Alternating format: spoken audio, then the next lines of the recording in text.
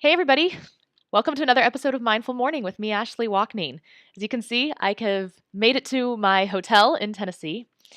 I had a different topic I wanted to talk with you all about, but I changed my mind at the last minute and decided to pull you into a conversation I was having with a friend of mine yesterday here after I arrived. And that was three life lessons that we never learned in school, but maybe we should have. Um, our conversation, I was saying that, growing up, even having a psychologist for a dad, I learned uh, personal hygiene kinds of things, like how to brush your teeth, how to um, take a shower, how to make your bed, but never even from him learned anything really about mental hygiene. Uh, it wasn't until I was much older and he'd kind of changed the way he talked about this stuff that I started to learn these things from him. And then even going to school and all the years of education, our education systems, never once did I learn about how to cultivate good mental hygiene, mental health. We learn about physical education, right? I had to run around the track um, and do a mile 3 times a week.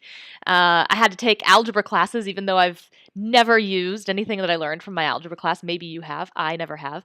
And I've taken loads of science classes, but never in any of those science classes did we learn anything about the scientifically proven techniques to cultivate good mental health. Even though I experience, thinking and emotions 24 hours a day. Yet that stuff that was never talked about in school. So, three life lessons that we never learned I want to share with you today. And the first is this idea of the observing self. Our education system prepares us to learn about our physical self, which is our body, through things like gym class and health education classes. And it's our education prepares us for learning about our thinking self. In other words, how to use our mind to strategize and get through our daily lives. But there is another part of ourselves that's never talked about, and that is this observing self. It's the witness that can watch the physical self and the thinking self going about its day. I think we don't talk about these things because this is where religion and spirituality tends to come in. If your life was like a movie, this would be the part of yourself that would sit in the audience and watch your life unfolding on the screen. It just is. It's not a thing. I'm sitting here talking to you right now, and there's a part of myself that is watching me do it. I go about getting my coffee and going about my day. There's a part of myself that can watch me do those things. There's actually this part of myself that can observe me observing myself. And because we can't describe it, because our language doesn't give us a way to label it, it's not a thing, it just is. People come in and try and place meaning on it. And I don't want to place a meaning on it, like what religion and spirituality tends to do. I'm just going to, for the sake of mental hygiene, call this a third perspective. And why does this third perspective matter? Well, as I've said in previous episodes, our thoughts and our feelings drive our actions. But that's not actually true. They drive our actions when we are experiencing thoughts and our physical self through that perspective. When we step back and watch our thinking and our self going about our day, we are no longer in it. And so, therefore, it has no control over us. It cannot drive our actions. So, that's really important. The other reason it's important is because whatever you're going through in your life, if you're going through something really painful, traumatic, something really difficult, you we experience it so fully when we get caught up in it. And there is a part of yourself that cannot be harmed by whatever you're going through. That no matter what you go through in life, this part of yourself cannot be created, destroyed, or changed by anything that ever happens to you. And it's always there, it's always available to you. The awesome thing is that this observing self is not something we have to go out and get. It's not something we have to learn how to do. It just is. It's there. It's always there, available to us to step into anytime we notice it. Anytime that we notice I'm getting caught up in thought, or I'm getting caught up in these emotions, I can step out and realize that this is a thought, this is an emotion. I can step into my observing self and no longer allow those thoughts and emotions to drive the way I respond. The second thing we never learned is that past and future are an illusion. We only ever experience life in the now. And why that's important is because this thing about striving, this idea that the future could be better, or that the past, if we can fix it, get over it, could make our experience in this moment better, is just an illusion. This moment just is.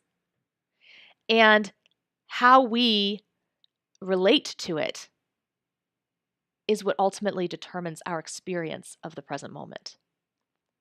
And that brings me to the third thing. If you would like to change your present moment experience, if you want it to look differently, there's nothing you can get to in the future or fix about the past that's going to help you do that. It's a simple decision that you make about how you're going to act right now. And if you make that decision repeatedly, eventually this moment will look differently. But it won't be in the future. And the thing is, our mind tells us all these reasons and excuses for starting tomorrow, or it tells us when we achieve this thing, things will be better tomorrow. And then we wonder 10 years from now why things aren't different, or why we haven't done that thing we said we were going to do. Because it's all an illusion. When we get caught up in the illusion, we trap ourselves in that illusion instead of coming back into the now and realizing this is all we've got. This just is. So if you want your life to look differently than it does right now, it's a decision you make in this moment, and you make it repeatedly. And you can help yourself by shifting into that observing self when you find yourself caught up in those thoughts and those feelings that are starting to drive a certain action or inaction. The minute you notice that and you're aware of it and you step outside of it, you have a lot more freedom to choose how you want to respond to the now. Pretty cool. So 3 things we never learned in school. The first one is there is an observing self. We learn about our thinking self and our physical self. We learn how to use those 2 things. We never learn about our observing self. And it's always available to us. And it's pretty cool when we use it. And the second thing is that past and future is an illusion. There only ever is the now.